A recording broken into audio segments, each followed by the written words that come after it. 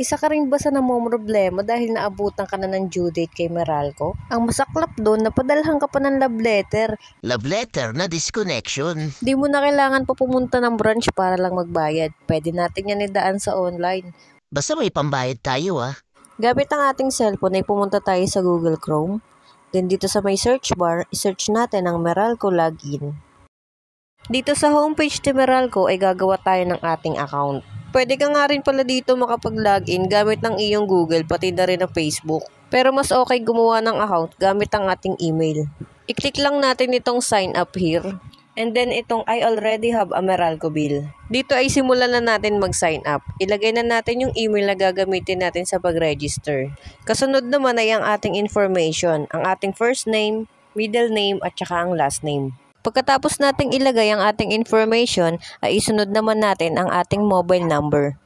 Kasunod ay ang customer account number na makikita sa ating Meralco bill. Dito sa sunod natin na pipil-upan ay kailangan natin ang ating updated na Meralco bill within 6 months dapat. Input natin ang ating total kilowatt per hour na makikita sa ating Meralco bill.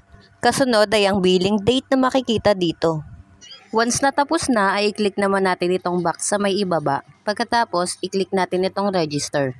Make sure lang na tama lahat ang information na ating inilagay para hindi magka-problema sa paggawa natin ng account. Pagkatapos natin mag-register ay may isa-send si Meralco na link sa ating email na inilagay sa ating pinil-upan. Balik tayo sa homepage ng ating cellphone, then pumunta tayo sa ating Gmail. Then i-click natin itong email ni Meralco. Sa email ni Meralco ay meron lang daw tayo 30 days para makumpleto ang ating pagre-register. Kapag daw hindi natin nagamit ang link na ito ay maaari na itong ma-expired. Ang kailangan lang natin gawin ay i-click natin itong word na here. Pagkatapos natin i-click ay mapupunta naman tayo dito sa paggawa ng password. Sa paggawa naman ng password ay kailangan minimum of 8 character na may big letter, small letter at saka number. Kapag nakagawa na tayo, i-click na natin itong set password. Kung sinunod mo yung step na ginawa ko, congrats dahil nakagawa na tayo ng account. Ngayon ay simulan na natin mag-login. Ilagay natin ang email na ginamit natin sa pag-register. Pati na rin yung password na iyong ginawa. In case na makalimutan mo yung password, ay i-click mo na lang itong remember me para sa susunod na pag-login mo ay automatic naka-login ka na. Click na natin yung login. Pagkatapos ay i-click natin itong yes. At ito na nga guys, nabuksan ko na yung aking account. Ngayon ay mag-proceed naman tayo sa pagbabayad ng bill. I-click natin itong pay now.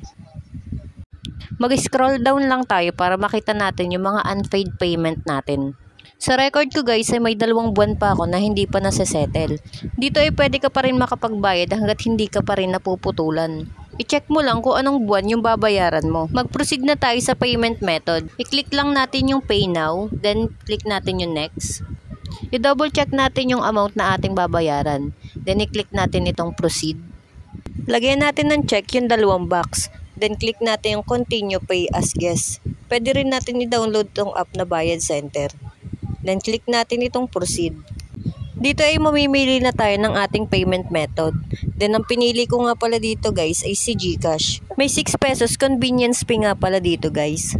Kapag okay ka na sa payment ay click mo na itong pay via GCash. Then click proceed. Dito ay mareredirect na tayo kay GCash. Then ilagay natin dito yung GCash number na gagamitin natin. Tapos may isasend sa'yo na code si GCash. Pag nalagay mo na yung code na pinadala ni GCash ay mag-login naman tayo gamit ang ating code. Then proceed tayo sa ating paying amount. At ito na guys, successful ang ating payment through Meralco app. I-save na natin ngayon ang ating receipt para just in case ay may kopya rin tayo. Ang kinaganda lang guys ng pagbabayad through Meralco account is on time ang posting nila ng payment. Hindi katulad kapag nagbayad tayo sa GCash, 2 to 3 days bago po pumasok sa ating account. Dito ay may natira pa akong balance guys dahil yung 1 buwan lang ang binayaran ko muna. At kung ikaw ay katulad ko na may ibang month pa na babayaran at kailangan mo na itong bayaran, ay click mo lang ulit itong pay now para ma-direct ka ulit sa billing section. Scroll down lang ulit para makita natin yung mga unpaid payment pa. Dito ay tapos na ang aking tutorial guys. Kung nagustuhan mo ang video na ito, please paki-like, share and subscribe na rin ako sa aking YouTube channel. Then paki-follow na rin ako sa aking Facebook page. Maraming salamat!